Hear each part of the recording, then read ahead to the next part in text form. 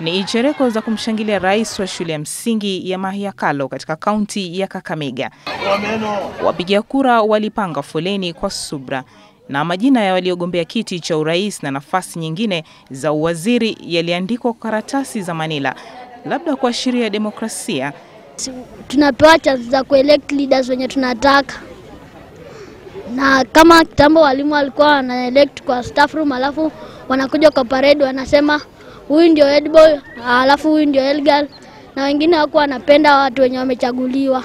Waliingia mmoja baada ya mwingine kuchagua waliyemtaka, huku maafisa wa IEBC wakiwa macho kwa kila kilichoendelea. So we would like to inculcate these values into the children in their tender age, so that as they grow up, they understand, they come to terms with the fact that it is proper to lose an election, it is proper to win.